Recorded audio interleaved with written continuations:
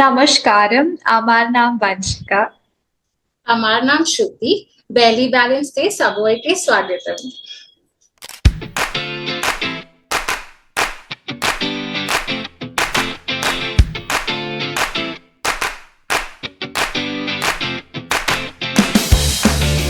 So today we have with us a very special guest, Sutirna. So hi Sutirna, would you like to say something to our audience? Hello, this is Sutirna, and I am really happy to meet Shruti and Vanshika and also to be in this podcast. And I and thank you for the lovely introduction. I think you covered it pretty much better than I would have. So thank you for the lovely introduction. And all I can say is I have watched a few podcasts that have been done by you. And what can I say? Back when I was in college, I didn't even hear podcasts, and you're already hosting one. So yeah, nothing much to say about that. You're doing great work. Alright, so can you briefly walk us as to what an actuarial does? Like what is the job role? What are the various responsibilities that an actuarial has? Okay, so I would cover the more traditional ones because as you grow older in a career, like kind of the role is very tailored to you, to what your strengths are. So as an actuary who is in their early career or fresher, there are three major roles that they would actually be hired for. One would be related to pricing.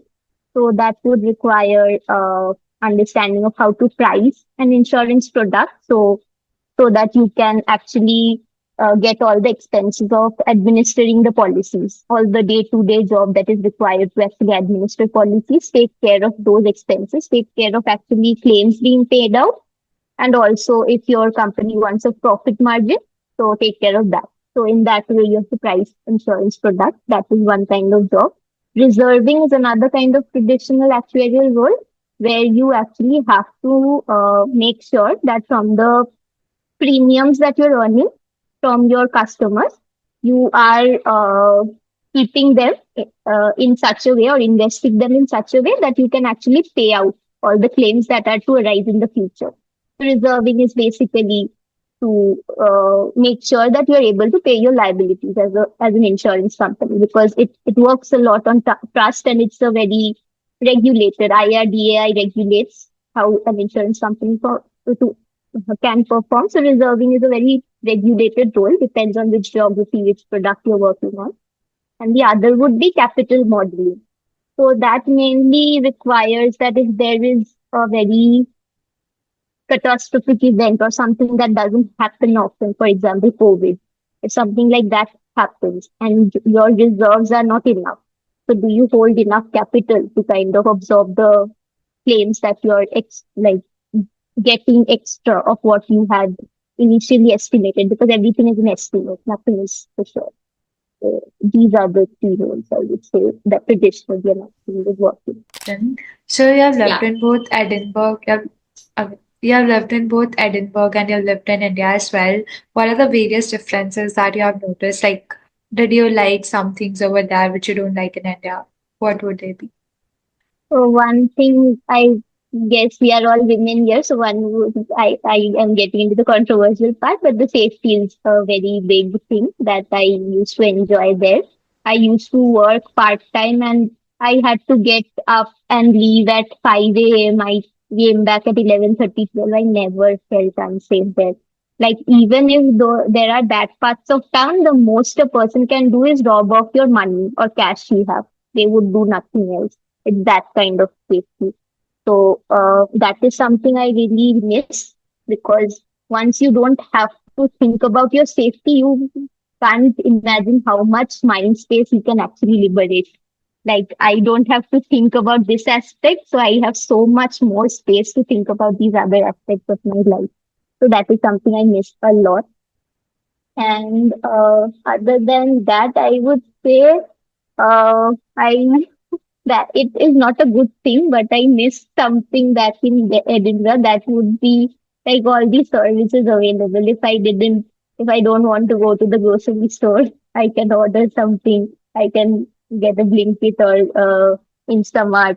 Or if I don't want to do definite chore that I know will take a lot of my energy. I can outsource that. I can afford to do that in India. But back there, everything I had to do on my own. Everyone has to do, and that's a separate learning on your own. But as as we grow old, I think our time is the only thing that is fixed. We can earn more money. We can't earn more time. So I think kind of doing these kind of chores which are not enjoyable. We are not learning much from. I don't enjoy.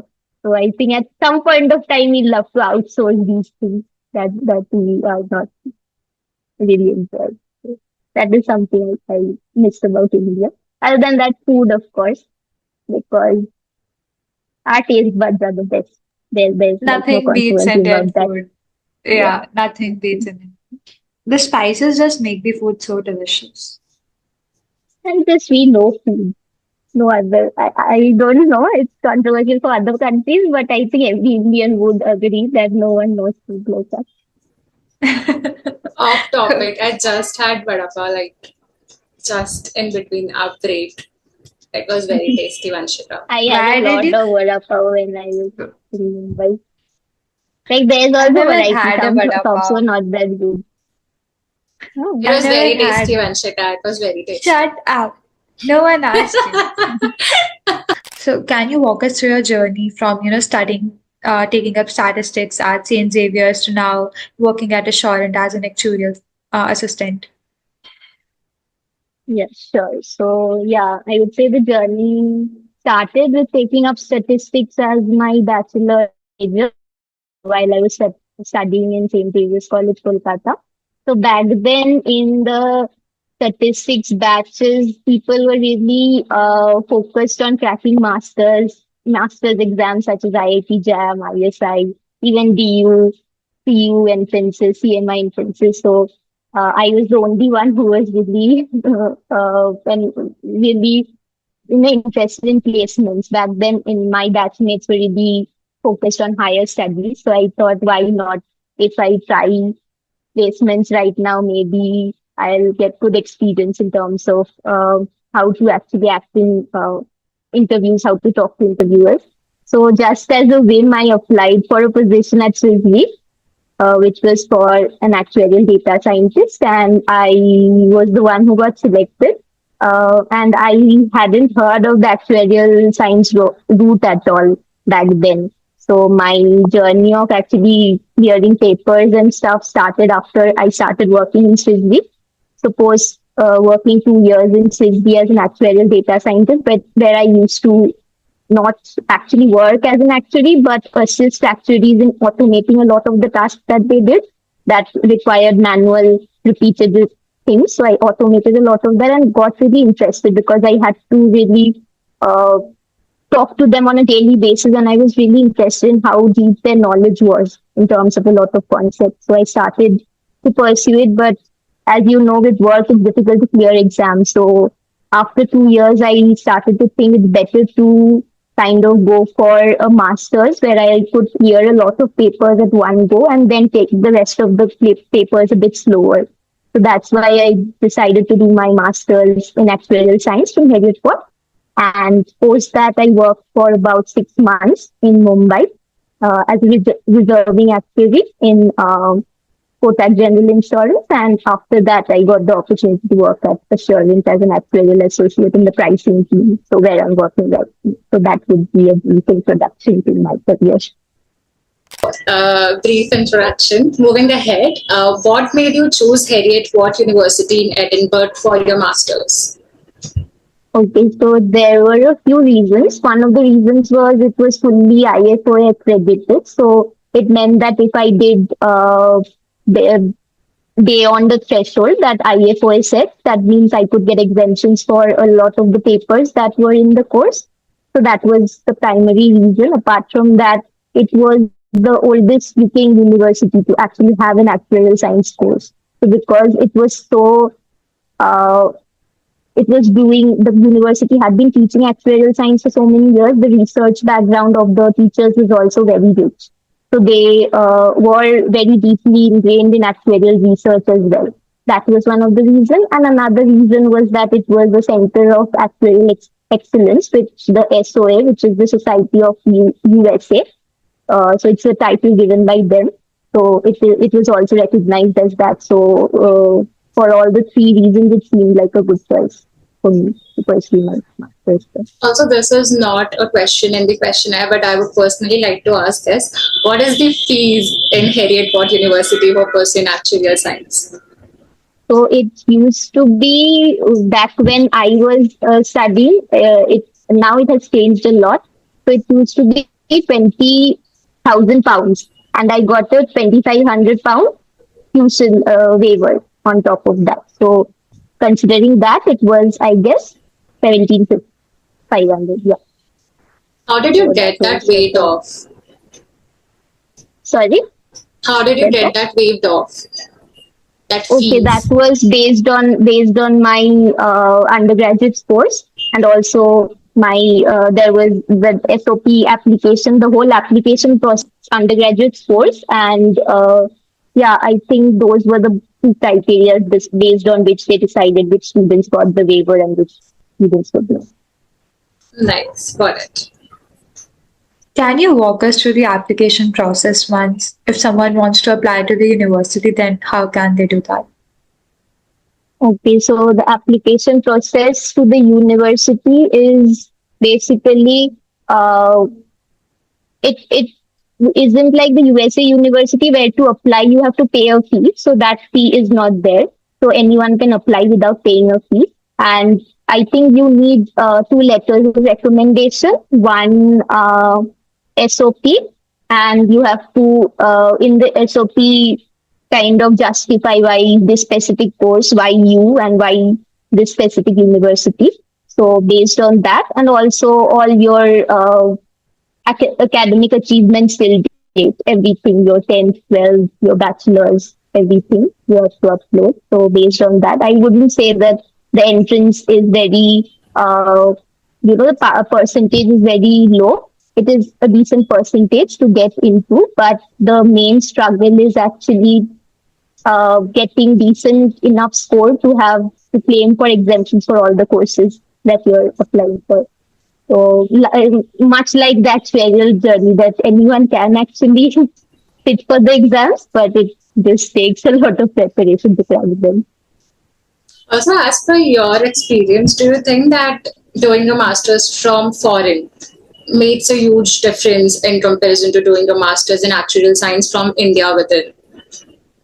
No, like masters in general, doing a masters is not at all a prerequisite to apply for jobs or anything at all. The only reason that I went for it is because I wanted to clear a lot of the papers at one go, and also I think the pen and paper invigilated exams helped me a lot because post COVID everything turned online and my typing speed and the way that I had to type the formulas, it just wasn't working that well for me.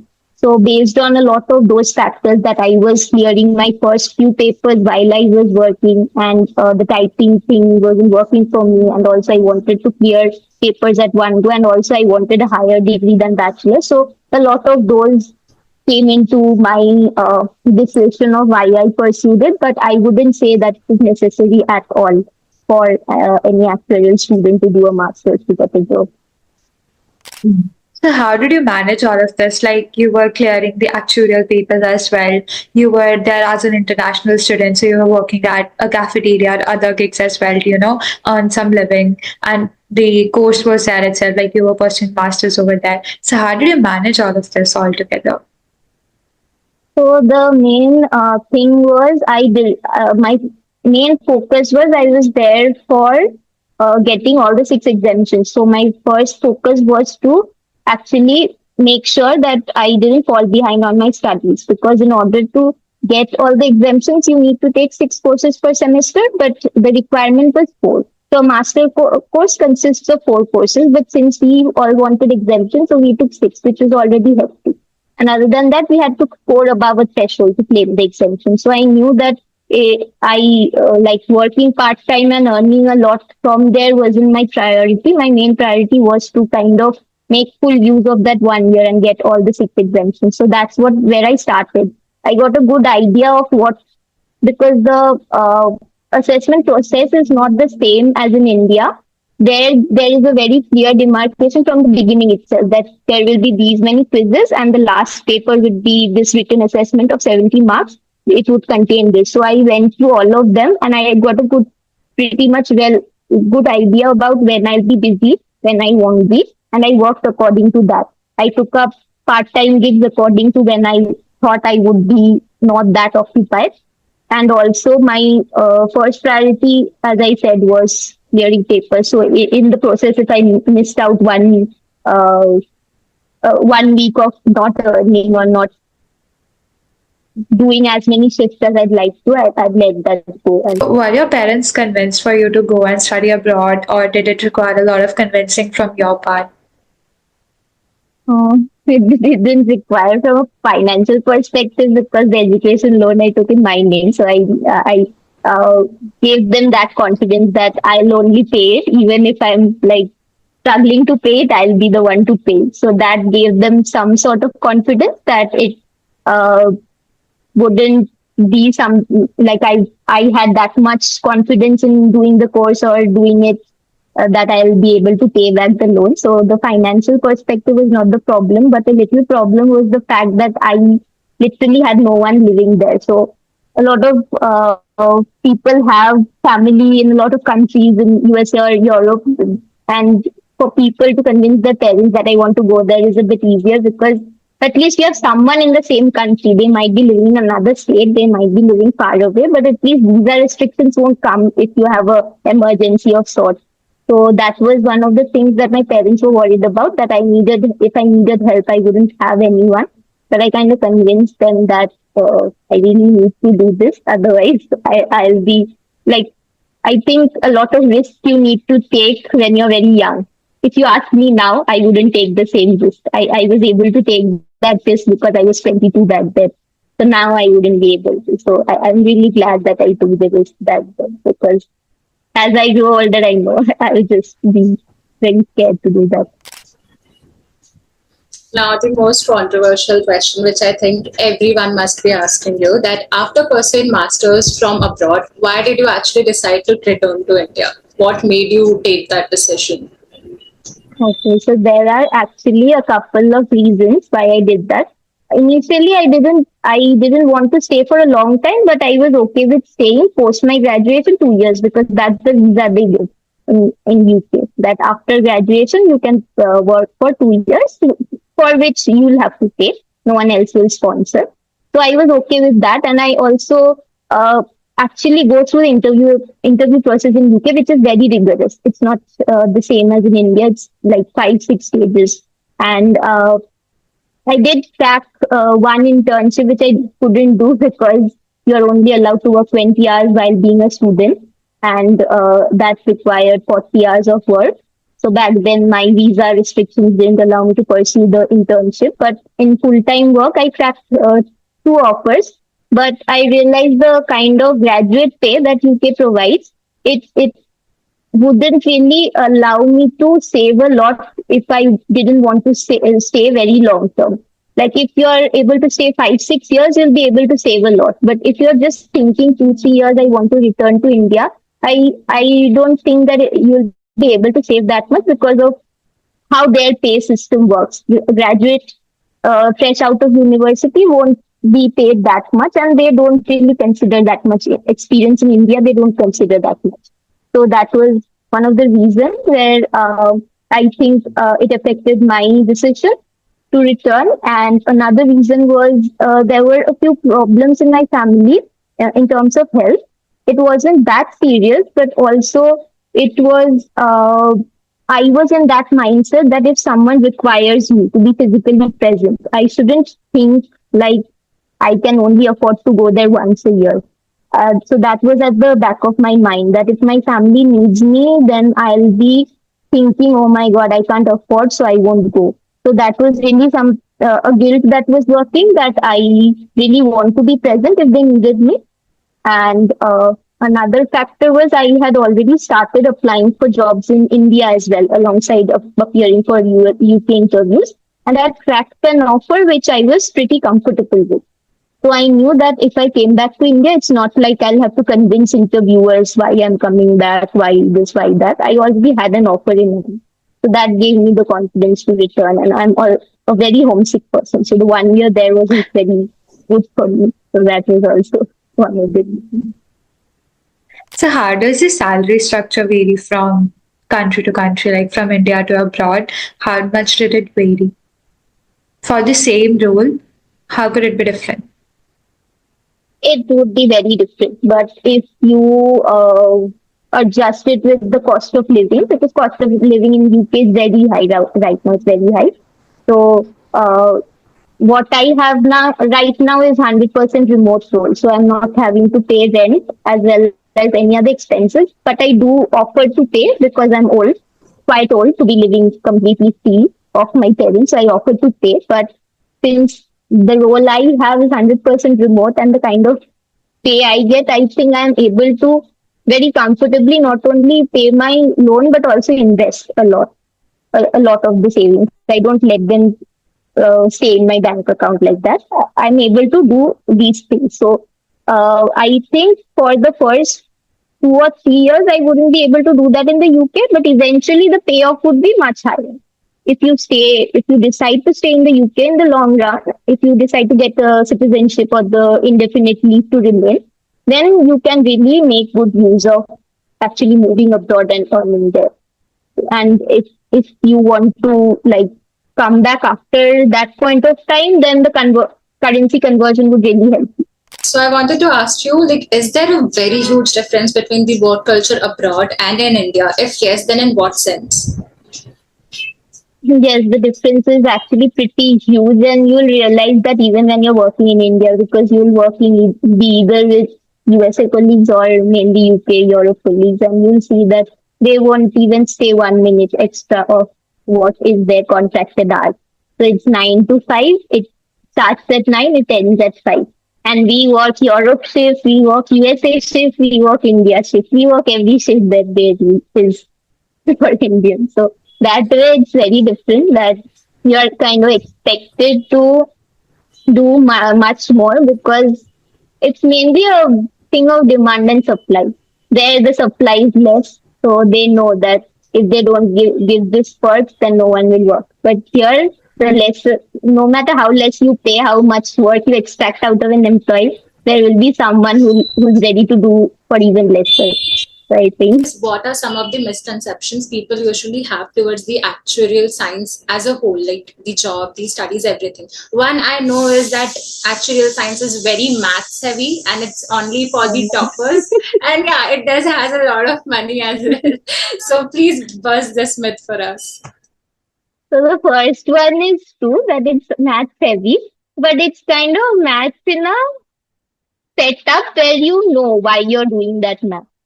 So it doesn't, I think it doesn't get as difficult as it is for someone, say, doing calculus who doesn't enjoy doing that, or area of very complicated surfaces. So that kinds of things people don't like doing, but it's math heavy in a way that you know that what is the point of you calculating that thing. So in that way, I think it makes sense to a lot of people, even if they don't traditionally like math in that way. And the other one, as I said, you start minting money, everyone thinks, as soon as you work, but actually salaries when you join as a fresher are not really that different. They are pretty much like not that great, but it's a career where there is a where you have a potential to really be one of those high earning individuals, but for reaching that potential, you will really have to upskill yourself. If you were not in actuarial science, what other career path do you think you would have pursued? Okay. So I think I would have gone the way that I was going. If I wasn't that interested in studying actuaries, I would still work in data science. But I think I preferred to more finance related roles, either in insurance or banking, where I would support in financial companies. So yeah, I think I'll end up being a data scientist itself if I wasn't. So, yes, guys, this was it for today's episode. I hope you liked it. And if there's any more doubts, any more questions, then you can ask them in the comment section. We would love to take them up in the maybe if we make a part two of it, if you guys love it that much, if we see it through the likes and the number of comments, then definitely. So, yes, bye bye. See you in the next episode.